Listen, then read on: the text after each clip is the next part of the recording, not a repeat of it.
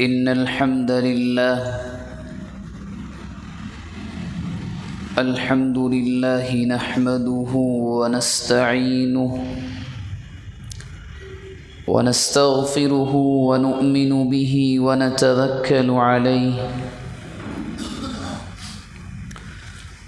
ونعوذ بالله من شرور أنفسنا ومن سيئات أعمالنا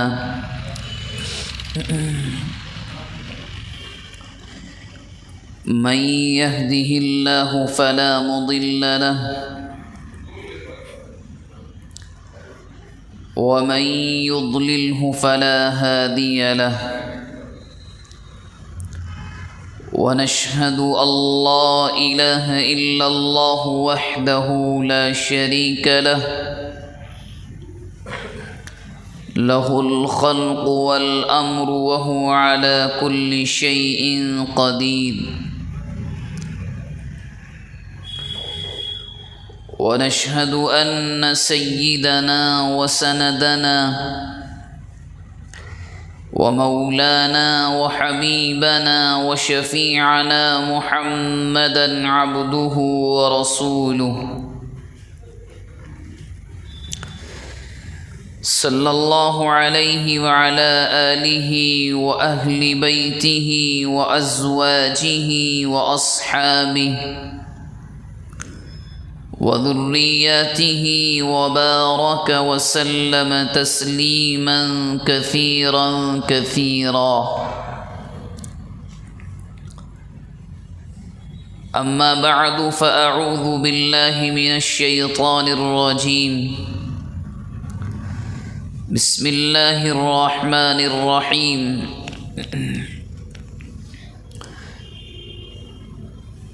يمحق الله الربا ويربي الصدقات والله لا يحب كل كفار أثيم. وقال سبحانه وتعالى: أحل الله البيع وحرم الربا. وقد قال النبي صلى الله عليه وآله وسلم: درهم يأكله الرجل وهو يعلم أشد من 30 زنية، أو كما قال النبي صلى الله عليه وآله وسلم. اللهم صل على محمد النبي الأمي وعلى آله وسلم تسليما. اللهم صل على محمد النبي الأمي وعلى آله وسلم تسليما. اللهم صل على محمد النبي الأمي وعلى آله وسلم تسليما.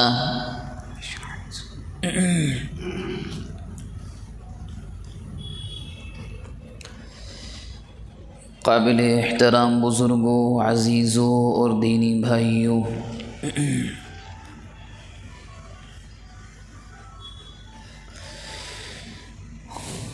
اللہ تبارک و تعالی نے نبی اکرم صلی اللہ علیہ وآلہ وسلم کے ذریعے سے اس دنیا کے رہنے والے تمام انسانوں کی جانب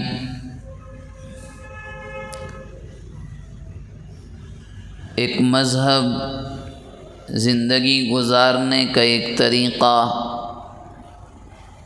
پیش کیا، اور آپ صلی اللہ علیہ وسلم نے اس مذہب یعنی مذہب اسلام کو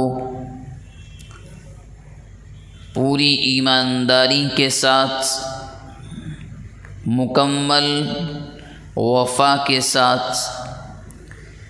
اس دنیا کے سامنے پیش کیا.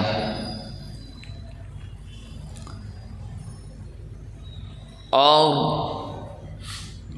یہ مذہب جو اللہ کے نبی صلی اللہ علیہ وسلم اللہ کی جانب سے انسانوں کی کامیابی کے لیے لے کر آئے، وہ صرف مکہ کے رہنے والے گنے چنے لوگوں کے لیے نہیں تھا، بلکہ آپ صلی اللہ علیہ وسلم کے زمانے سے لے کر جو لوگ آپ کے زمانے میں آئے اس دنیا میں، یا جو آپ کے زمانے میں تھے اور وہ چلے گئے، اس کے بعد کے جتنے دور آئے، جتنے زمانے آئے، ان تمام لوگوں کے لیے وہ مذہب اللہ کے نبی صلی اللہ علیہ وسلم لے کر آئے تھے، کیونکہ یہ فیصلہ اللہ تبارک و تعالی کی جانب سے ہو چکا ہے کہ ان الدین عند اللہ الاسلام، کہ اللہ کے نزدیک زندگی گزارنے کا طریقہ صرف مذہب اسلام ہے، اور اس میں کوئی شک نہیں ہے کہ مذہب اسلام کے بعد یا اللہ کے نبی صلی اللہ علیہ وسلم کے بعد اس دنیا میں نہ تو کوئی مذہب آئے گا، نہ کوئی نبی آئے گا، نہ کوئی کتاب آئے گی، بلکہ قرآن مجید نے بہت سی جگہ اشاروں میں اور بہت سی جگہ صاف الفاظ میں اس بات کو واضح کیا ہے اور اس کا اعلان کیا ہے کہ مذہب آخری مذہب ہے، نبی اکرم صلی اللہ علیہ وسلم آخری نبی اور رسول ہیں، قرآن مجید اللہ تبارک و تعالی کی آخری کتاب ہے، نبی اکرم صلی اللہ علیہ وسلم کا جس دن وصال ہوا اور جس دن آپ نے اس دنیا سے پردہ فرمایا، اس دن کے بعد آسمان سے زمین کا جو رشتہ حضرت جبرائیل علیہ السلام کے ذریعے سے جو وحی لے کر آتے تھے جڑا ہوا تھا، وہ اب دوبارہ نہیں جڑے گا، وہ ٹوٹ چکا ہے، اور آخری وحی بھی آ چکی ہے اسی دن کہ جس دن نبی اکرم صلی اللہ علیہ وسلم اس دنیا کو چھوڑ کر گئے۔ تو عرض کرنے کا مقصد یہ ہے کہ نہ تو کوئی مذہب آئے گا، نہ کوئی نبی آئے گا، اور جب یہ دونوں چیزیں نہیں ہوں گی تو ظاہر سی بات ہے اللہ کی جانب سے کوئی آسمانی کتاب بھی نازل نہیں ہوگی۔ اب یہی مذہب، یہی قانون اور یہی زندگی گزارنے کا طریقہ قیامت تک کے لیے ہے۔ جس نے اس کو مان لیا،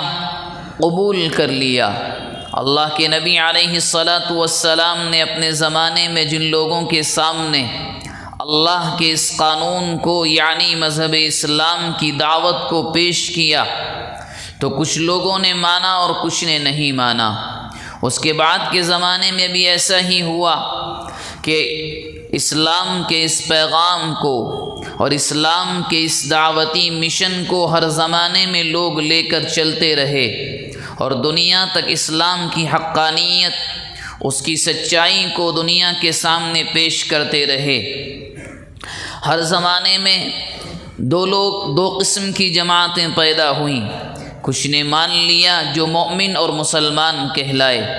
اور کچھ نے انکار کر دیا تو ان کو قرآن مجید کی زبان میں انکار کرنے والا یعنی کافر کہا گیا، کہ انہوں نے اللہ کے نبی کے ذریعے سے لایا ہوا قانون اس کا انکار کر دیا۔ اب اللہ تبارک و تعالی کی جانب سے جو مذہب تمام انسانوں کو اپنے نبی کے ذریعے سے پیش کیا گیا اور اپنے نبی کے ذریعے سے اللہ نے بھجوایا، اس قانون میں دو طرح کی عبادات ہیں، اور اس قانون کو اگر کوئی تقسیم کرنا چاہے سمجھنے کے لیے تو دو طرح اس کو تقسیم کیا جا سکتا ہے۔ مذہب اسلام میں کچھ عبادات وہ ہیں کہ جن کا تعلق جسمانی عبادات سے ہے، اور کچھ عبادتیں وہ ہیں کہ جن کا تعلق مالی عبادات سے ہے، اور یہ صرف مذہب اسلام کی خصوصیت ہے کہ اس نے ہر جگہ اپنے ماننے والوں کو صحیح راہ بتلائی، ورنہ یہ بھی ہو سکتا تھا کہ مذہب اسلام یوں کہتا، جیسا کہ قرآن مجید کا اعلان ہے، وَمَا خَلَقْتُ الْجِنَّ وَالْإِنسَ إِلَّا لِيَعْبُدُونَ، کہ ہمارا مقصد تو کائنات میں انسان و جنات پیدا کرنے کا صرف ایک تھا، وہ یہ کہ ہماری پوجا ہو، ہماری عبادت ہو، ہماری بندگی ہو، اور وہ پورا ہو رہا ہے۔ یہ کیوں کہا گیا کہ مالی عبادات یا دوسری چیزوں کے اندر دنیا کے معاملات تمہارے کیسے ہونے چاہیے؟ تم کسی کے ساتھ تجارت اور بزنس کا معاملہ کرو تو تمہارے معاملات کیسے ہوں، تمہارے اخلاق کیسے ہوں؟ یہ ہو سکتا تھا کہ دنیا کی جانب بالکل نہ کہا جاتا کہ تم عبادات کے اندر تو ایسے رہو جیسا ہم تم سے چاہتے ہیں، اور دنیا کے اندر جیسے چاہے زندگی گزارو،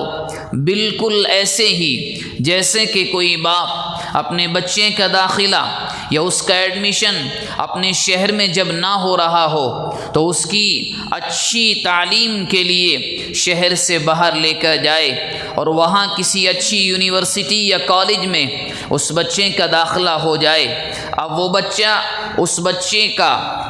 اس طالب علم کا اہم مقصد اور اس کا سب سے بڑا مقصد یہ ہوتا ہے کہ وہ تعلیم حاصل کرے،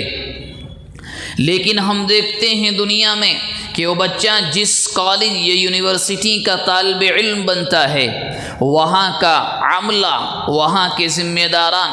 صرف یہ نہیں کہ اس کی پڑھائی پر غور اور توجہ کرتے ہیں، بلکہ اس کی نگرانی کی جاتی ہے،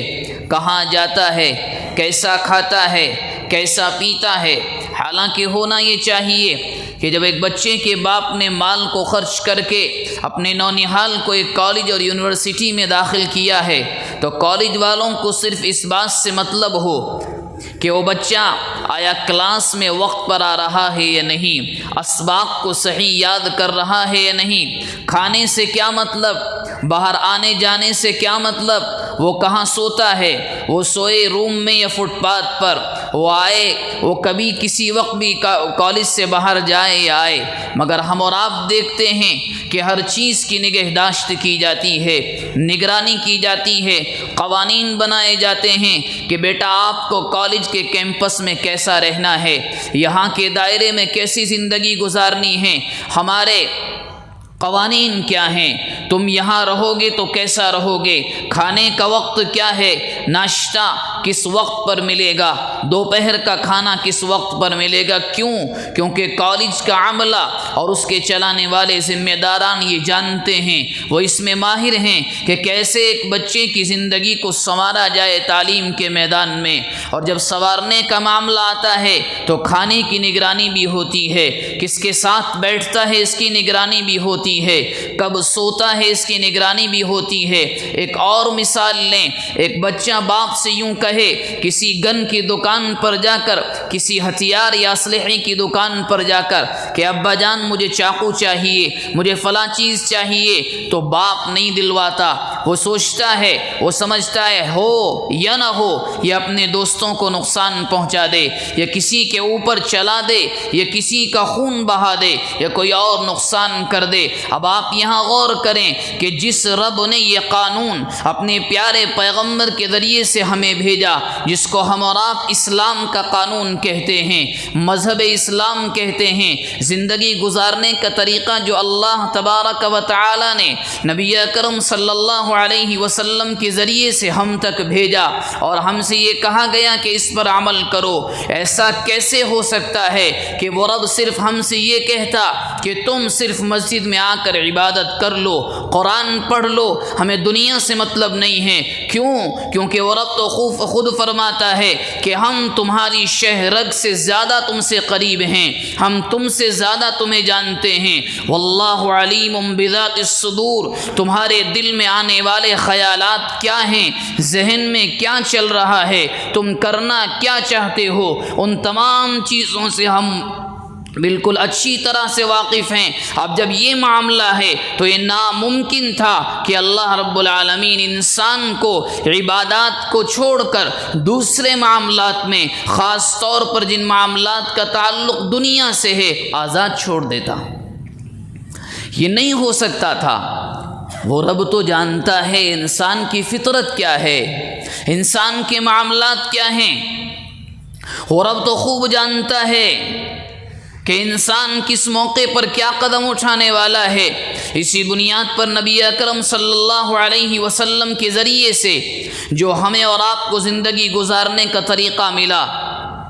اس میں بارہا ہم یہ بات کہتے چلے آئے ہیں، اور اس میں کوئی شک نہیں ہے کہ ایک جگہ بھی کوئی ایسی نہیں بتلا سکتا، یا کوئی ایسا اشکال کرنے والا جس کے پاس عقل سلیم ہو، صاف ستھرا ذہن ہو، وہ یہ نہیں کہہ سکتا کہ اسلام نے ایک جگہ پر بھی کوئی ایسا شوشہ، کوئی ایسی جگہ جہاں پر کمی رہ گئی ہو اور اسلام رہنمائی نہ کرتا ہو، یہ ناممکن ہے۔ عبادات کے معاملات ہوں، آپ کو نمازیں کیسی پڑھنی ہیں، نماز کا خشوع اور خضوع کا مطلب کیا ہے، اس نماز کو پڑھنے سے پہلے وضو کرنے کا طریقہ کیا ہے، جب آپ مسجد میں آئیں گے تو اس کے آداب کیا ہیں، باہر جائیں گے تو اس کے آداب کیا ہیں، اگر آپ پر رمضان کے روزے آ جائیں اور رمضان کا مہینہ آ جائیں تو احکامات کیا ہیں، وہ کیا مجبوریاں ہیں کہ جن کی بنیاد پر رمضان کے مہینے میں روزوں کو چھوڑا جا سکتا ہے، وہ کون لوگ ہیں کہ جن کو رمضان کے مہینے میں شریعت نے معذور قرار دیا ہے، وہ کون لوگ ہیں جن کے اوپر حج فرض ہو چکا ہے۔ تمام طرح کے معاملات، ماں اور باپ کے ساتھ حسن سلوک کیسا ہو، بڑوں کے ساتھ سلوک کیسا ہو، بڑے بھائی کا درجہ کیا ہے، ماں کا درجہ کیا ہے، ماں اگر چلی جائے تو خالہ کا درجہ کیا ہے، باپ اگر چلا جائے تو بڑے ابا کا درجہ کیا ہے، ہر چیز کو باریک طریقے سے اسلام نے سکھلایا اور یہ بتلایا کہ ہم نے تمہیں کسی اور کے لیے نہیں چھوڑا ہے کہ کوئی آئے تمہیں بہکا کر لے جائے، بلکہ ہم نے اپنے نبی کے ذریعے سے تمہارے پاس ایک ایک چیز کو لے کر بھیجا ہے اور ایک ایک چیز کو صاف کر دیا ہے کہ زکوٰۃ کب فرض ہوگی، کتنی فرض ہوگی، کس پر فرض ہوگی، صدقۃ الفطر کتنا فرض ہوگا۔ غرض آپ مثالیں لیں، شام ہو جائے گی مگر مثالیں ختم نہیں ہوں گی۔ خلاصہ یہی ہے کہ اسلام نے جو زندگی گزارنے کا طریقہ دنیا کے سامنے پیش کیا، اس میں ایک جگہ بھی ایسی نہیں ہے کہ انسان یہ کہہ سکے کہ یہاں اسلام مجھے اس بارے میں رہنمائی نہیں کرتا۔ ہر جگہ، ہر میدان، زندگی گزارنے کا، یہ زندگی کا کوئی بھی شعبہ ہو، زندگی کا کوئی بھی مرحلہ ہو، ہر جگہ رہنمائی کی گئی، تمہیں ایسے چلنا ہے، تمہیں زندگی ایسے گزارنی ہے۔ مگر معاملات، عبادات سے زیادہ انسان اور مسلمان پھسلتا ہے مالی معاملات میں جا کر، کہ جہاں اس کی گاڑی راستے سے بھٹک جاتی ہے، جو صحیح راستہ ہے وہاں سے نیچے اتر جاتے ہیں۔ حالانکہ اسلام نے جو سسٹم بیان کیا ہے تجارت کا، بزنس کا، وہ بڑا واضح ہے، بڑا صاف ہے، اور ایک ایک چیز کو واضح کر دیا گیا تمہیں کیسے کیسے کرنا ہے۔ یہاں تک اسلام نے قانون بنایا کہ تم بزنس کرو، تجارت کرو، مگر آپ اور میں دھوکہ نہیں دے سکتے۔ کسی کے علم میں لائے بغیر کوئی خراب سامان، کھانے کی چیز ہو یا کوئی اور چیز نہیں بیچی جا سکتی۔ نبی اکرم صلی اللہ علیہ وسلم کا معمول یہ تھا کہ ظہر کی نماز کے بعد مدینہ منورہ کے بازار کا چکر لگاتے، گھومتے ٹہلتے اور دیکھتے کہ کیا ہو رہا ہے مدینے میں۔ ایک دن رات میں بارش ہوئی، اللہ کے نبی علیہ الصلاۃ والسلام گئے اور جانے کے بعد مدینہ منورہ کے بازار میں داخل ہوئے۔ ایک صحابی کچھ بیچ رہے تھے، گیہوں وغیرہ کی یا کوئی اور چیز تھی، ڈھیر لگا ہے، سامنے بیٹھے ہیں۔ اللہ کے نبی علیہ الصلاۃ والسلام نے اس ڈھیر میں ہاتھ ڈالا، تو اوپر سے تو گیہوں بڑے صاف تھے، سوکھے ہوئے تھے کہ کوئی بھی آ کر کے خرید لے، مگر اندر ہاتھ ڈالا تو اندر سے گیہوں کچے نکل کر آئے، گیلے نکل کر آئے۔ آپ کے چہرے کا رنگ بدل گیا، غصہ ہو گئے، اور اس نے اعلان فرمایا، سنو، بازار کے تاجروں سے یوں کہا، من غش فلیس منا، جو اس کام کو کرے یعنی دھوکہ دے، اوپر اچھا سامان ہو، نیچے کی کوالٹی کم ہو اور نیچے کا سامان کم درجے کا ہو، اور تم اوپر کے سامان کو دکھلا کر، اوپر کی پیکنگ کو دکھلا کر آج کے زمانے کے اعتبار سے کہیں اچھا پیک کر کے، اچھا کور ڈال کر اس میں خراب سامان کوئی بیچے اور وہ امت مسلمہ میں سے ہو، تو اللہ کے نبی نے فرمایا یہ عمل کرنے کے بعد کوئی اپنے آپ کو مسلمان نہ کہے، فلیس منا، ہمارا اور اس کا کوئی تعلق نہیں۔ کیوں؟ اسلام کبھی اجازت نہیں دیتا کہ میں یا آپ کسی بھی قسم کی تجارت، کسی بھی قسم کے بزنس میں دھوکہ دیں۔ اللہ کے نبی نے ان صحابی سے صاف کہا، کیوں تم نے یہ کیا؟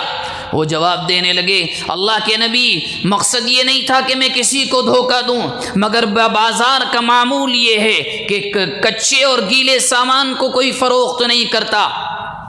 سب لوگ یہی کرتے ہیں کہ کچے اور گیلے کو نیچے دبا کر سوکھے کو اوپر ڈال کر بیچ دیتے ہیں، سامان بک جاتا ہے۔ اللہ کے نبی نے فرمایا، من غش فلیس منا، آج کے بعد یہ عمل مت کرنا، اور اگر کسی نے کیا تو وہ اپنے آپ کو مسلمان نہ کہے۔ اللہ کے نبی نے ایک جگہ یوں فرمایا، کوئی گاؤں والا کچھ کا اگا کر کچھ سبزیاں لے کر شہر میں بیچنے کے لیے آتا ہے، اور کوئی جا کر شہر کی حدود سے باہر جا کر اس سے وہ سامان خرید لے، اور خریدنے کے بعد اسٹاک کر لے، جمع کر لے۔ اللہ کے نبی نے فرمایا یہ عمل حرام ہے۔ اسٹاک کرنے کے بعد وہ ظالم بازار میں مہنگا ہونے کا انتظار کرتا ہے اور اس کے بعد اس کو فروخت کرتا ہے۔ اللہ کے نبی نے فرمایا احتکار کرنا،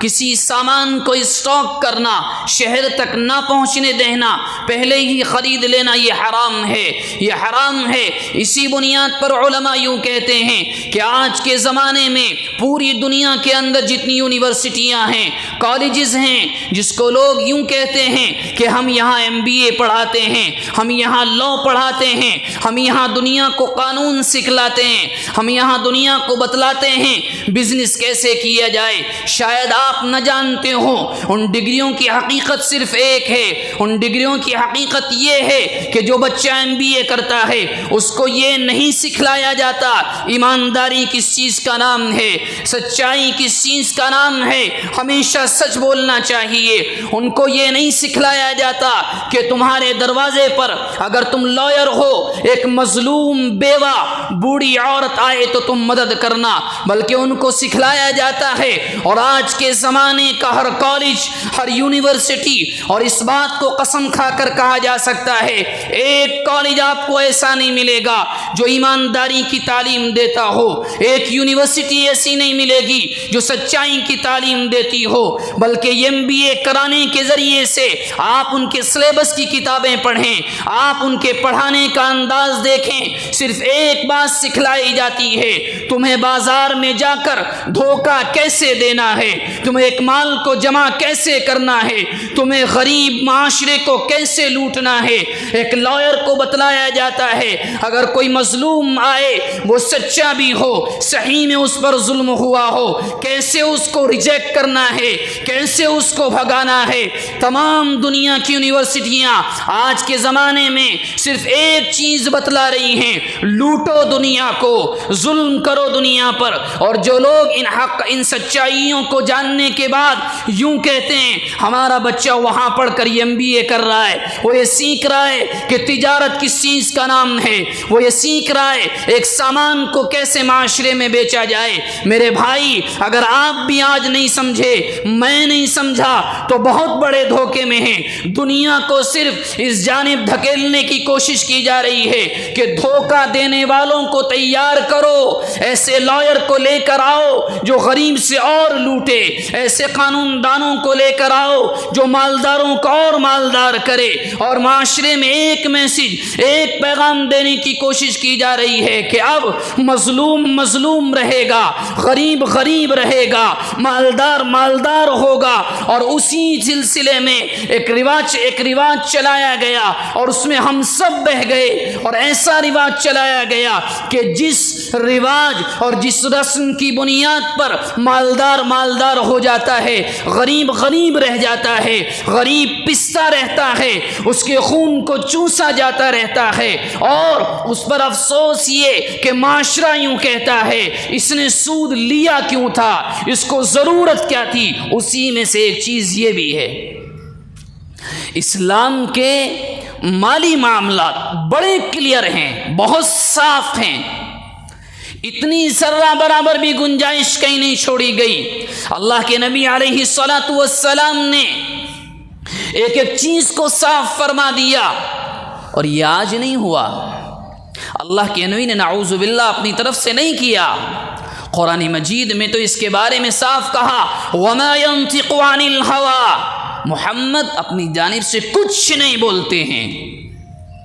ان هو الا وحی یوحیٰ، ان کے پاس تو وحی آتی ہے، جو ہم بھیجتے ہیں وہ یہ بولتے ہیں۔ سورہ نجم کی آیات ہیں، آپ اٹھا کر کبھی ترجمہ پڑھ لیں۔ سود کے بارے میں قرآن نے اعلان کیا احل اللہ البیع وحرم الربا، لوگوں ہم نے تجارت کو، ہم نے بزنس کو حلال کر دیا ہے، خوب کماؤ، خوب محنت کرو، مال کمانے سے اسلام کبھی منع نہیں کرتا، خوب مالدار بنو، اپنے بچوں کو اچھا کھلاؤ، اچھا پہناؤ، اپنی بیوی کو اچھا کھلاؤ، اچھا پہناؤ، اپنے بھائیوں کو اچھا رکھو، اپنی بہنوں کی مدد کرو، والدین کی خدمت کرو، خوب مال کماؤ، کبھی منع نہیں کیا گیا۔ اللہ کے نبی علیہ الصلاۃ والسلام نے یہاں تک فرمایا مال کماؤ، خوب کماؤ، حلال کماؤ، اور حلال کمانے والوں کے لیے خوشخبری اللہ کے نبی نے سنائی، کل قیامت کے دن حلال طریقے پر تجارت کرنے والا تاجر صدیقین کے ساتھ ہوگا، شہداء کے ساتھ ہوگا، زعفران کے ٹیلوں پر بیٹھے ہوئے ہوں گے، شہیدوں کے ساتھ ان کو اسٹیج لگا کر بٹھایا جائے گا، اور دنیا کے بے ایمانوں کو یہ میسج دیا جائے گا کہ دیکھو ہم نے تجارت کو حلال کیا، یہ ہیں وہ لوگ جنہوں نے تجارت کو حلال طریقے پر کیا، مال کمایا، دنیا کے غریبوں کا پیٹ پالا، بیواؤں کے سروں پر ان کے دوپٹے اور ان کے گھر کا انتظام کیا، دیکھو ان کا انجام کیا ہے۔ یہ قیامت کے دن ہوگا، کبھی اسلام نے منع نہیں کیا۔ اللہ کے نبی علیہ الصلاۃ والسلام کے داماد حضرت عثمان بن عفان کتنے مالدار تھے، کبھی موقع آتا اللہ کے نبی علیہ الصلاۃ والسلام کی جانب سے مطالبہ ہوتا یا وہ حالات کو خود پرکھ لیتے، 100 اونٹ صدقہ کر دیتے، اور خالی اونٹ نہیں، ان پر مال لدا ہوا، غلہ لدا ہوا، ایسے ہی صدقہ کر دیتے۔ ایک نہیں، ہزاروں واقعات صحابہ کرام کے ہیں۔ حضرت ابو بکر صدیق رضی اللہ عنہ کپڑے کے بڑے تاجر تھے، کون نہیں جانتا، مکہ مکرمہ کے بازار میں کپڑے کی تجارت کرتے تھے، کسی نے منع نہیں کیا۔ وَابْتَغُوا مِن فَضْلِ اللَّهِ جَمِيعًا، سورہ جمعہ کا دوسرا رکوع پڑھیں اس کے ترجمے کو، جہاں یہ کہا گیا ایمان والو جب جمعے کے لیے تمہیں پکارا جائے، پہلی اذان ہو جائے تو سب کچھ چھوڑ کر آ جاؤ، اور جس کی روشنی میں علماء نے اجماعی طور پر یہ کہا کہ جمعے کی پہلی اذان کے بعد ہر کیا ہوا بزنس، اس بزنس سے کمایا ہوا ایک پیسہ بھی حرام ہے، ایک پیسہ بھی حرام ہے۔ اس کے بعد اگلی آیت کو آپ پڑھیں تو قرآن کہہ رہا ہے جب تم نماز جمعہ سے فارغ ہو جاؤ، سنتیں ادا کر لو، اپنے کام سے فارغ ہو جاؤ تو جاؤ منڈیوں میں، جاؤ بازاروں میں۔ کیوں؟ وابتغوا من فضل اللہ جمیعا، یہ دنیا دار الاسباب ہے، یہاں بغیر پیسے کے کچھ نہیں ہوتا،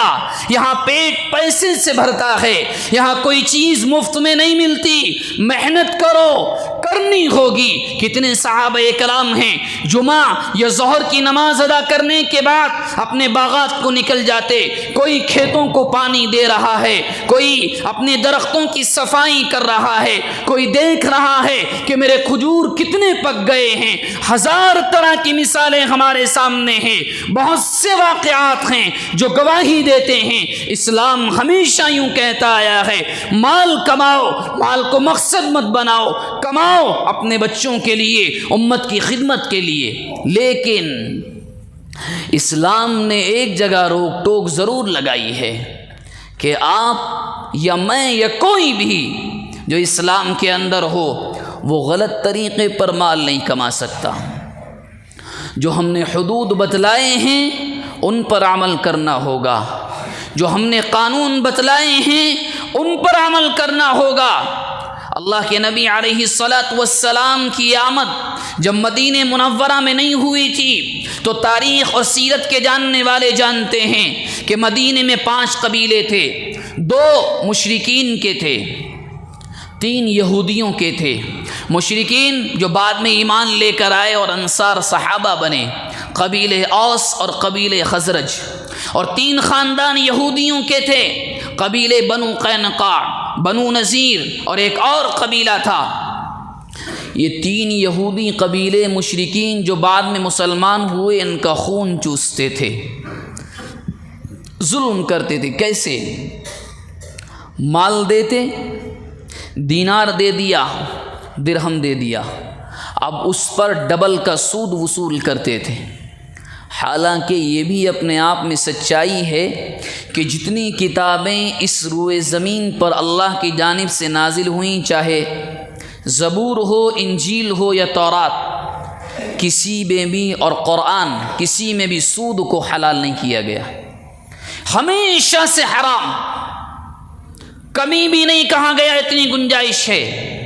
اللہ کے نبی علیہ السلام آئے اور اللہ کے نبی نے اپنا پیغام پیش کیا، لوگوں نے مان لیا۔ یہودیوں کے اللہ کے نبی کا دشمن بننے کی بڑی وجوہات میں سے ایک وجہ یہ بھی تھی، کیونکہ فائنینشیلی طور پر، مالی اعتبار سے بڑا زور کا جھٹکا یہودیوں کو لگا تھا، کیونکہ مسلمانوں نے تمام طرح کے معاملات ان سے ختم کر دیے تھے۔ سود کا کوئی معاملہ نہیں ہوگا، کچھ نہیں، ہاں آپس کے معاملات رہیں گے باقی۔ اور قرآن نے آ کر کے اعلان کیا، احل اللہ البیع وحرم الربا، کہ اب تک جو کچھ ہوا وہ سب معاف۔ جس نے 100 پر 10% کا کھایا وہ بھی معاف، 50% کا کھایا وہ بھی معاف۔ لیکن مسلمانوں سنو، احل اللہ البیع وحرم الربا، آج کے بعد اسلام کے اندر تجارت حلال ہے، لیکن تجارت کی اوڑ میں، تجارت کی آڑ میں، تجارت کا بہانہ لگا کر وحرم الربا، سود کو حرام کر دیا گیا ہے۔ صاف صاف اعلان قرآن مجید نے کیا، اور اس کے بعد فرمایا یمحق اللہ الربا، اللہ تبارک و تعالی سود کو ختم کرتا ہے، کم کر دیتا ہے، وَيُرْبِي الصَّدَقَاتِ، اور صدقات کو بڑھاتا ہے۔ اور قرآن مجید نے اس کے بعد اعلان کیا، اتنے صاف اعلان کے باوجود اگر کوئی نہ مانے، جب ہم یہ کہہ رہے ہیں کہ سود حرام ہے، اور یہ وجہ ہم ابھی بتلائیں گے کہ کیوں اسلام نے حرام کیا، جب اس کے نبی نے یہ اعلان کیا کہ نہیں، سود کی اب کوئی گنجائش نہیں ہوگی، اس کے بعد بھی اگر صحابہ اکرام کے زمانے کا کوئی بھی ہوتا، اس کے بعد تابعین کے زمانے کا کوئی بھی، تابعین کے زمانے کا کوئی بھی، اماموں کے زمانے کا کوئی بھی، اولیاء اللہ میں سے کوئی بھی، یا آج کے زمانے کا کوئی بھی مسلمان، یا قیامت تک آنے والے مسلمانوں میں سے کوئی بھی مسلمان قرآن کی ان آیات کو سن کر اور اللہ کے نبی علیہ الصلاۃ والسلام کے ارشادات کو سن کر یہ کہے کہ نہیں، اس کے بغیر معاملہ نہیں چلتا، اس کے بغیر بزنس نہیں چلتا، اس کے بغیر گھر نہیں چلتا، اس کے بغیر تجارت نہیں چلتی، تو قرآن مجید کا 3واں پارہ اور 3 پارے کا آپ 5ویں رکوع کی آخری آیت اٹھا کر دیکھیں، قرآن اعلان کر رہا ہے جس نے سود کی حرمت کو سننے کے بعد، ہمارے نبی نے جب تم سے کہہ دیا اس کے بعد بھی اس نے حرام کو حرام نہیں مانا، وہ سود کے لینے اور دینے سے نہیں رکا، وہ سودی معاملات کرواتا رہا، سنو اس نے اللہ کے خلاف جنگ کا اعلان کیا ہے۔ یہ قرآن کی آیات ہیں، یہ اللہ کے نبی علیہ الصلاۃ والسلام کی احادیث ہیں، اور جو لوگ یہ کہتے ہیں کہ نہیں زمانے کے ساتھ چلنا پڑتا ہے، اس کے بغیر بزنس نہیں چلتا، تو ہم آپ سے پوچھتے ہیں اسلام نے کبھی نہیں کہا کہ زمانے کے ساتھ چلو، اسلام نے کبھی نہیں کہا اگر کوئی آ کر یہ کہے چوراہے اور چورستے پر کھڑے ہو کر ننگا ہو کر یہ کہے کہ نہیں آج سے پتلون اور پینٹ نہیں پہنی جائے گی، اگر کوئی آ کر یہ کہنے لگے کہ مسلمانوں ہم نے اپنی بیٹیوں کو ننگا کیا ہے تم بھی کپڑے اتارو، تو تم ننگا نہیں کرو گے، اگر کوئی آ کر تم سے یہ کہے کہ سنو یہ ہمارا ملک ہے، تم اپنی بیوی اور بچیوں کو یہاں پردہ نہیں کرا سکتے، تم ایسا نہیں کر سکتے، اسلام یہ کہہ رہا ہے صاف صاف جو کوئی یہ کہے کہ زمانے کے ساتھ چلنا پڑتا ہے، فیشن کو ماننا پڑتا ہے، اس کا مطلب یہ نکلا کہ تم ظاہراً مسلمان ہو، تمہارا دل اب بھی اس کی گواہی دے رہا ہے کہ نہیں یہودیت صحیح ہے، عیسائیت صحیح ہے، ہندو مت صحیح ہے، بدھ مت کے ماننے والے صحیح ہیں۔ اگر اسلام کو صحیح مانا ہوتا، اگر اسلام کی سچائی دل کے اندر ہوتی تو زبان پر یہ الفاظ نہ آتے کہ نہیں مولوی صاحب بزنس نہیں چلتا، تجارت نہیں چلتی، اس کا مطلب یہ نکلا کہ ذہن یہودیت کی بنیاد پر، عیسائیت کی بنیاد پر ناپاک ہو چکا ہے، اس نے اسلام کی سچائی کو نہیں سمجھا۔ جب یہ صاف ایک مرتبہ کہہ دیا گیا لوگوں یہ زمانے کا سب سے بڑا ناسور ہے، یہ معاشرے کے لیے کینسر ہے، یہ معاشرے کے لیے اور آگے بڑھ کر کہوں ایڈز سے زیادہ خطرناک بیماری ہے، چھوڑو اس کو، غریب مر جائے گا، مالدار کی بلڈنگیں کھڑی ہو جائیں گی، معاشرہ ختم ہو جائے گا، کوئی برابری نہیں رہے گی، چھوڑ دو سود کو۔ مگر ہمارا مسلمان کہتا مولوی صاحب اس کے خلاف مت بولنا، اس سے بزنس چلتا ہے۔ آپ یقین کریں یا نہ کریں، لوگ علماء کے سود کے خلاف بولنے کے بعد لوگ مسجدوں میں اردو خطبہ سننا چھوڑ دیتے ہیں۔ ہمارے پاس مثالیں ہیں، واقعات ہیں، ان لوگوں کے جملے کے مولوی صاحب مت بولا کرو، ایک دو سے نہیں، نہ جانے کتنوں پر پریشر بنایا جاتا ہے۔ کب تک روکیں گے آپ؟ بند کریں زبان علماء کی نہیں، قرآن کو بند کر دیں، خلاف چڑھائیں، کور ڈال کر کسی طاق میں رکھ دیں، اعلان کر دیں کہ نہیں ہم نہیں مانیں گے قرآن کی آیات کو، ہم نہیں مانیں گے اللہ کے نبی کی احادیث کو۔ اور آپ جو سود کے لینے والے اور دینے والے ہیں، لکھوانے والے ہیں، مدد کرنے والے ہیں، اگر ان آیات اور احادیث کے سننے کے بعد شامل ہوتے ہیں تو وہ زبان سے تو نہیں مگر اپنے عمل سے یہ اعلان کر رہے ہیں کہ قرآن کا قانون میری ٹھوکر میں ہے، حدیث کا قانون میری ٹھوکر میں ہے۔ ایک جگہ اللہ کا نبی ارشاد فرما رہا ہے درہم یاکلہ الرجل وہو یعلم، سنے وہ لوگ جو سود کو یہ کہتے ہیں کہ نہیں زمانے کا معاملہ ہے چلنا پڑتا ہے، تو سنیں دوسروں کے پاس لے کر جائیں کہ اللہ کا نبی کیا کہہ رہا ہے۔ درہم یاکلہ الرجل وہو یعلم، ایک پیسہ ایک روپیہ ایک آدمی کھاتا ہے، وہ جانتا ہے یہ سود سے آیا، یہ بینک کے انٹرسٹ سے آیا، یہ کسی کو مہینے پر 2 لاکھ دیے تھے اس کے 2.5 لاکھ لیے ہیں، وہ جانتا ہے اس کے باوجود کھاتا ہے۔ اس اللہ کے نبی نے بیان فرمایا کہ جس کی زبان مبارک میں شک کرنے والا کافر، اس کا ایمان باقی نہیں رہتا۔ وہ اعلان کر کے گیا اشد من 30 زنیہ، برسر بازار 30 20 بار نکاح کرنے سے زیادہ بدتر ہے، زنا کرنے سے زیادہ بدتر ہے۔ ایک جگہ یہاں تک فرمایا سود کا گناہ کیسا ہے سنے لوگ بڑی آسانی سے کہتے ہیں مولوی صاحب چلنا پڑتا ہے، ہم زمانے کے ساتھ چلنے نہیں آئے، اسلام نہ کبھی پرانا ہوا، وہ ہر زمانے کے لیے آیا۔ اللہ کے نبی نے ایک جگہ ارشاد فرمایا سود کا کھانا اپنی ماں سے زنا کرنے کے برابر ہے۔ اٹھائیں قرآن کی آیات کو، لوگوں نے مذاق سمجھ لیا اور بڑا آسان کر دیا گیا، مولوی صاحب بزنس نہیں چلتا، بند کر دیں بزنس کو۔ اسلام نے ایک موقف دیا، حلال کھاؤ اور کھلاؤ، کوئی ضرورت نہیں کروڑ پتی بننے کی، کوئی ضرورت نہیں لوگوں سے تعریف کروانے کی۔ اتنا آسان کر دیا گیا ہے کہ اپنے شہر کے واقعات کو سنتے ہیں تو حیرت ہوتی ہے کہ کہاں جا کر ہم رکیں گے۔ ایسے حالات، شہر کے ایسے حالات، لوگوں سے بار بار کہا گیا رک جائیں، اللہ کے لیے رک جائیں، یہ بچے تباہ ہو جائیں گے، عورتوں کے زیور بک جائیں گے۔ لوگوں نے سود پر مجھے معاف فرمائیں اپنی بیویوں کو اس شہر میں ہارا ہے۔ کہاں تک آپ سے کہیں، الیکشن آیا، الیکشن کے موقع پر بازیاں لگائی گئیں، سٹا لگایا گیا، سود کھیلا گیا، اور 3 رات کے لیے اپنی بیوی کو دوسروں کے بستر پر ہار گیا۔ اس شہر میں یہ ہوا ہے۔ لوگ ایک خودکشی پر آنسو بہا رہے ہیں، حالانکہ اسلام نے صاف کہا خودکشی کرنے والے سے کوئی ہمدردی نہیں،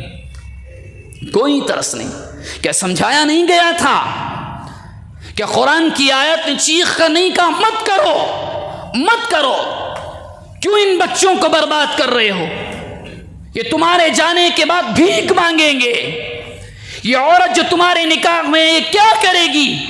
وہ ماں جس نے تمہیں پال پوس کر بڑا کیا، تم تو چلے گئے یہ کہہ کر کہ مجھ پر قرضہ تھا، وہ ماں کس کے ذریعے سے کھائے گی؟ کیا ہوگا؟ نہیں سوچتے لوگ۔ شادی آئی، بچے نے مطالبہ کیا، نہیں ابا شیروانی 50,000 کی چاہیے، پیسے جیب میں پیسہ اور روکڑا نہیں ہے۔ لوگ جائیں گے بے شرمی کے ساتھ، بے حیائی کے ساتھ، اپنے گھروں کو سود پر رکھ کر آتے ہیں، اپنی محنت کی کمائی کو۔ کیا نظر نہیں آتا؟ آنکھیں کہاں چلی جاتی؟ کیوں بچوں کو نہیں سمجھاتے؟ کیوں گھر والوں کو نہیں سمجھاتے؟ رب کعبہ کی قسم، شہر کولار کی کسی گلی میں جا کر دیکھیں، شاید کوئی گھر سنگے کی لعنت سے پاک ہو۔ جائیں آپ دیکھیں۔ اور بے غیرتی اتنی نہیں، خود اس سنگھے کا ذمہ دار نہیں بنتا، بے شرم بے حیا ملعون شخص اپنی بیوی کو بناتا ہے، اس کا آدھار دیتا ہے، اس کا ووٹر آئی ڈی کارڈ کے ذریعے سے نام لکھوا۔ یہ کیا ہے؟ اتنا آسان؟ اس سے بہتر تو یہ تھا، میرے الفاظ کو معاف فرمائیں، آپ مسجد میں جمعے کے دن کھڑے ہو کر یہ اعلان کر دیتے آج سے ہمارا اور اسلام کا کوئی تعلق نہیں۔ اس سے بہتر تو یہ تھا۔ بازو کے شہر میں 5 لوگوں نے خودکشی کی، ریزن وہی، وجہ وہی۔ کیا ضرورت ہے؟ ایسی کون سی موت آئی کہ آپ کو مجبور کیا گیا کہ آپ ایسے پیسہ لیں؟ کیا ہم نے کووڈ کے زمانے میں نہیں دیکھا؟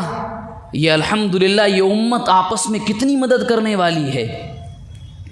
کسی مسجد میں اللہ کسی کو مجبور نہ کرے، کوئی بھی آئے، کبھی منع نہیں کیا جاتا، آئیں اعلان کریں، نہ کر سکتے ہیں تو کیا جاتا ہے، تاکہ خالص دنیا میں ایک امت ہے جو آپس میں ایسے امداد کرتے ہوئے چلتی ہے۔ کسی غریب کو نہیں دھتکارتے، کسی بیوہ کو واپس نہیں بھیجتے، کسی غریب بیٹی کی شادی اس کا انتظام لوگ کرتے ہیں، اور نہ جانے کتنے اللہ کے مبارک بندے وہ ہیں جو معلوم بھی نہیں ہونے دیتے اور گھروں پر چیزوں کو بھجوا دیتے ہیں۔ اگر ایسی ہی مجبوریاں تھیں تو سود کی لعنت کو اپنے گھروں میں کیوں لے کر آئے؟ اپنے دوستوں سے کہتے، دوست نہ سنتے اور دوسروں سے کہتے، چھپا کر مسجد کی منتظمہ کمیٹی سے کہتے، کون منع کر، کوئی نہیں کرتا۔ لیکن نہیں، جائیں گے گندگی کو اپنے گلے میں اتارنے کے لیے سنار کی دکان پر، سود لینے کے لیے، اور وہاں نہیں چلتا تو پھر ان سنگھے والوں نے، جس کو انگلش میں ڈیلی ویز بھی کہا جاتا ہے، انہوں نے تو محلوں کو ایسا برباد کیا ہے کہ آٹو کا کمانے والا شام میں 500 لے کر گھر میں نہیں گھستا، وہ پہلے سے آ کر چھین لیتا ہے۔ کیوں؟ کیونکہ ہم نے تباہ خود کیا ہے، یہاں تک ہم خود پہنچے ہیں۔ ایک جگہ اللہ کا نبی یوں فرما رہا ہے کہ سود کا کھانا ماں سے زنا کرنے کے برابر ہے، اور مسلمان سود کھا کر لے کر یہ اعلان کرتا ہے کہ اللہ کے نبی آپ فرماتے رہے ہم تو اپنی ماں کے ساتھ زنا کریں گے۔ یہ مطلب نہیں ہے تو اور کیا ہے؟ آپ ہمیں سمجھائیں اور کیا مطلب ہے؟ اس کے علاوہ کیا مطلب رہ جاتا ہے؟ خودکشی 5 لوگوں نے بازو کے شہر میں کی، ہمارے شہر میں واقعہ پیش آیا، حالانکہ نہیں کرنا چاہیے۔ یہ روح انسان کے پاس اللہ کی امانت ہے۔ بخاری شریف کی حدیث، حضرت ابو ہریرہ راوی ہیں، فرماتے جس نے اپنے آپ کو پہاڑ سے گرا کر ہلاک کیا، زہر پی لیا، کسی لوہے کے تیز ہتھیار سے اپنے آپ کو قتل کر لیا، یہ کیسے بھی نقصان پہنچایا، قیامت تک قبر میں وہی عذاب ہوتا رہے گا۔ اللہ کے نبی کے زمانے میں کسی نے خودکشی کی، آپ جنازے میں پہنچ گئے تھے، کسی نے آ کر کہا اللہ کے نبی خودکشی کی ہے، جنازے کی نماز چھوڑ کر آ گئے اور مسلمانوں سے کہا تم پڑھ لو، نہیں پڑھی نماز، نہیں پڑھی۔ کیوں؟ کس نے کہا؟ جان لینے کے لیے۔ یہ روح تو اللہ کی امانت ہمارے پاس ہے، کوئی حق نہیں۔ اسی بنیاد پر تو کہا جاتا ہے لوگ جو ٹیٹو بنوانے جا رہے ہیں شہروں میں، ہاں اپنی کسی چاہنے والی کا، اپنے کسی ناچنے والے یا ناچنے والی محبوب یا محبوبہ کا، لوگ اپنے جسم پر خون نکل، کیوں حرام؟ اسی لیے اس جسم کو رتی برابر جان بوجھ کر سوئی چبانا بھی حلال نہیں ہے۔ اٹھا لیں احادیث، کوئی حق نہیں اس پر ہمارا، اللہ کی امانت ہے، وہ جب چاہے گا، اس نے بھیج دیا تھا ایک ماں اور باپ کے ذریعے سے، واپس لے لے گا۔ منہا خلقناکم، ہم دعا پڑھتے ہیں میت پر جب مٹی ڈالتے ہیں، منہا خلقناکم، اللہ فرماتے ہیں ہم نے اسی سے تم کو پیدا کیا، وفیہا نعیدکم، اسی میں لے کر جائیں گے، ومنہا نخرجکم تارۃ اخری، اور جب حساب لینا ہوگا کیا کر کے آئے ہو تو اسی سے واپس زندہ بھی کریں گے۔ کوئی حق نہیں اس جسم پر، کوئی حق نہیں ہے اس جسم پر کسی کا بھی، اللہ کی امانت ہے، وہ جب چاہیں گے لے لیں گے۔ خودکشی کر لینا یہ کوئی ایسا عمل نہیں جس پر تعریف کی جائے، ترس کھایا جائے، نہیں۔ ہاں عام مسلمان نماز جنازہ پڑھ سکتے ہیں، مگر جن مسلمانوں کی جو دیندار ہیں، جو کسی تنظیم کے بڑے خوب غور سے سن لے، بات چاہے کسی کو دل کو بری لگے، مگر یہی اسلام کا پیغام ہے، کوئی ترس نہیں کھایا جائے گا، کوئی بڑا عالم اس جنازے میں شریک نہیں ہوگا۔ کیوں؟ کیا میسج جائے گا، کیا پیغام جائے گا کہ کوئی مصیبت آئی اور جان کو ختم کر لو؟ عام مسلمان نماز جنازہ پڑھتے رہیں۔ اور آخری بات جو آپ سے کہنی ہے اس کو ذرا غور سے سنیں۔ سود کا مسئلہ آیا، اللہ کے لیے مت لے کر آئیں، اگر غلطی ہو گئی ہے تو اللہ کے یہاں توبہ کا دروازہ موت سے پہلے کھلا ہے، خدا کے لیے پاک کر لیں اپنے آپ کو، ورنہ نہ کوئی عبادت قبول ہوگی، نہ کوئی کھانا قبول ہوگا، نہ قرآن کی تلاوت کا کوئی ایک لفظ قبول ہوگا، کوئی سجدہ قبول نہیں ہوگا۔ اللہ کے یہاں توبہ کا دروازہ کھلا ہے، انسان ہے، غلطی ہو جاتی ہے، ہو گئی ہے، توبہ کر لیں۔ مگر ایک آخری چیز، سود نہیں، نہ جانے جتنی وجوہات آج کے زمانے میں چل رہی ہیں خودکشی کی، اس کے پیچھے صرف ایک وجہ جو ہمیں سمجھ میں آتی ہے، وہ یہ ہے کہ دنیا نے ہمیں ایک چیز سکھلائی کہ ہمارا اسٹیٹس یہ ہے، اس سے نیچے نہیں جانا ہے، اور ہم بھی اس دھوکے کے گڑھے میں گر گئے۔ میرے بھائی، اسٹیٹس کسی چیز کا نام نہیں ہے، یہ چھلاوا ہے، یہ دھوکہ ہے، دھوکہ۔ کون سا اسٹیٹس؟ کس کے لیے اسٹیٹس؟ آج کل کے زمانے کی ذہنیت اور خیال اور تھنکنگ یہ بن گئی ہے کہ ہمارا گھر اتنا بڑا ہے، ہم نے اچھا گھر بنایا ہے، ہمارے پاس اچھی گاڑی ہے، اچھی جاب اور نوکری ہے، تو لوگوں کی سوچ آپ کو بتا رہا ہوں، لوگ اپنے سے نیچے کوئی آدمی ان کے سامنے آ جائے تو صحیح سے سلام بھی نہیں کرتے۔ کوئی آٹو والا آ کر کہے السلام علیکم تو لوگ جھڑک کر کرتے ہیں وعلیکم السلام۔ ابھی ان سے بڑا کوئی آ جائے وعلیکم السلام، غلام بن کر۔ یہ اسٹیٹس بن گیا ہے، خدا کے لیے اس اسٹیٹس کی بلا سے باہر نکلو۔ وَتِلْكَ الْأَيَّامُ نُدَاوِلُهَا بَيْنَ النَّاسِ، آج کا مالدار کل کو غریب ہوگا، یہ طے ہے۔ آج کا غریب کل مالدار بنے گا، یہ طے ہے۔ حالات کبھی کسی کے یکساں نہیں رہتے۔ اس سوچ کو ذہن سے نکالو کہ موبائل صرف آئی فون ہی یوز کرنا ہے، 2 لاکھ کا ہی یوز کرنا ہے، گاڑی میرے نیچے صرف 2 لاکھ کی ہی ہوگی۔ خدا کے لیے اس سے نکلو کہ میرے ذہن میں روزانہ گوشت ہی بنے گا۔ اپنے آپ کو ہر سچویشن کے لیے تیار رکھو، اور اگر زندگی گزارنے کا صحیح نسخہ آپ سیکھنا چاہتے ہیں تو سنیں، اللہ کے نبی نے فرمایا اگر تمہیں دینداری میں کسی شخص کو دیکھنا ہو تو اپنے سے بڑے بزرگ کو دیکھو۔ مجھ سے اچھی نماز کون پڑھتا ہے؟ مجھ سے زیادہ روزوں کا پابند کون ہے؟ مجھ سے زیادہ زکوٰۃ کا دینے والا کون ہے؟ کون مجھ سے زیادہ زکوٰۃ ادا کرتا ہے؟ کون خیرات ادا کرتا ہے؟ یہ ہے دین میں کامیابی کی سیڑھی، اور دنیا میں کامیابی کی سیڑھی جہاں خاص طور پر آج کا معاشرہ پھسل رہا ہے۔ اللہ کے نبی نے فرمایا دنیا داری میں اپنے سے نیچے والے کو دیکھو تاکہ تمہاری زبان پر شکر کے الفاظ آئیں۔ اور آج کے زمانے میں بازو میں کوئی نماز پڑھنے آ جائے، اللہ نے اس کو مال دیا ہے، وہ اپنا فون نکال کر سامنے رکھ دے، 50,000 کا ہو، لاکھ کا ہو، 1.5 لاکھ کا ہو، اب اس کا دل مچلتا ہے ہم اس سے اوپر کیسے جائیں۔ اور لوگ کیا کرتے ہیں، دوست سے کہتے ہیں کہ آپ ذرا موبائل دلوا دیں، کہیں سے فائننس کرا دیں۔ یہ ظالم، یہ بیوقوف دوست بھی سود پر فائننس موبائل کو کرا دیتا ہے۔ یہ کل کو بولتے ہیں ہمارے پاس کچھ نہیں ہے، ہم صرف 50 دے سکتے ہیں، باقی کے ذمہ دار آپ ہیں خود۔ یہ ہے اسٹیٹس کی بلا جو چل رہی ہے۔ نہیں، اس سے بڑا ہونا چاہیے، اس سے نیچے نہ رہوں، گاڑی اس سے اچھی ہو، فون اس سے اچھا ہو، اور رشتہ بھی اس سے اچھا ہو۔ جب رشتہ اس سے اچھا کا خیال ذہن میں آتا ہے تو پھر انسان چاہے وہ کتنا بھلا نیک ہو، خود بخود جوڑے کی رقم کا بھکاری بن کر مانگتا ہے کہ لائیں 20 لاکھ دیں یا 10 لاکھ دیں۔ یہ ہے اس اسٹیٹس کی مصیبت اور اس کا عذاب جو معاشرے کو کھا رہا ہے کہ نہیں ہمارا رتبہ تو یہ ہے، ہم اس سے نیچے نہیں جا سکتے۔ اس کا مطلب یہ ہے اگر آپ اپنی زبان سے میں یا آپ یہ کہہ رہے ہیں کہ نہیں ہم اس سے نیچے نہیں جا سکتے، تو شاید آپ خدا ہیں، شاید آپ رب العالمین ہیں، کائنات کو آپ ہی نے بنایا ہے، آپ ہی چلا رہے ہیں کہ نہیں ہم اس سے نیچے نہیں جا سکتے۔ کس کو معلوم کل کے آنے والے حالات کیا ہیں، کل انسان کے ساتھ کیا ہوگا۔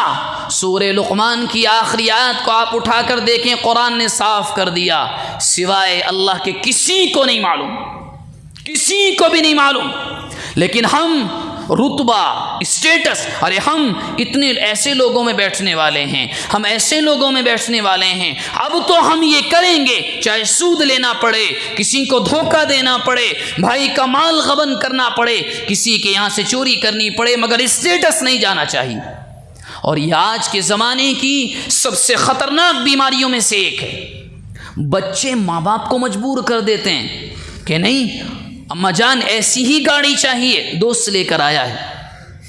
بھائی اسلام نے تو یوں کہا کسی کے پاس اگر اچھی چیز آپ دیکھ لیں تو زبان سے کیا نکلے، ماشاء اللہ لا قوت الا باللہ، الحمدللہ، اللہ کا فضل ہے کہ اللہ نے اس کو دیا ہے، اللہ اس کو اچھا رکھے، اور اگر اس کے خزان، اور اگر اللہ کو میرے لیے نعمت صحیح ہو تو میرے نصیب میں بھی لکھ دے، بس یہ ہے۔ کچھ نہ بھی ہو تو کہیں سے لے کر بھی آئیں، اور ایسا اس اسٹیٹس کی وبا نے کھوکھلا کیا ہے کہ اللہ معاف فرمائے ایسے ایسے واقعات سامنے آتے ہیں۔ کیوں؟ ریزن، وجہ ایک ہی ہے کہ مولوی صاحب اس سے نیچے کے لوگوں میں شادی ہم کیسے کرتے، چاہے اپنے پاس کچھ نہ ہو، ہاں ٹھیک ہے اللہ نے کسی کو کچھ دیا ہے وہ اللہ کی نعمت ہے، وَتُعِزُّ مَن تَشَاءُ وَتُذِلُّ مَن تَشَاءُ بِيَدِكَ الْخَيْرُ إِنَّكَ عَلَى كُلِّ شَيْءٍ قَدِيرٌ، کہیں فرمایا وَتَرْزُقُ مَن تَشَاءُ بِغَيْرِ حِسَاب، ہم تو جس کو چاہتے ہیں بے حساب رزق دیتے ہیں، اور یہ اللہ کا نظام ہے۔ خدا کے لیے خاص طور سے ہمارے نوجوان بھائیوں سے درخواست ہے اس اسٹیٹس کی بلا سے باہر آ جائیں، یہ تباہ کرنے والی ہے، بلکہ آئندہ ہفتے اگر موقع ملا تو آپ کے سامنے ذکر کریں گے اس کے سود کے دنیاوی نقصان کیا کیا ہیں۔ آج کل تو شاید ماں باپ کو نہ پتہ ہو، اور چیک کر لیں اپنے بچوں کو، بچے یہاں تک کر رہے ہیں آدھار یوز کر کے، پین کارڈ تو آج لازمی کر دیا گیا، ان کا استعمال کر کے والد محترم کو پتہ بھی نہیں ہوتا، اور یہ سود لے لیتے ہیں آن لائن اپلیکیشن سے، اور پھر چکاتے کہاں سے ہیں؟ پاکٹ منی سے ہوا تو ہوا، نہ کہیں یہاں ہاتھ مارا کہیں وہاں ہاتھ مارا، اور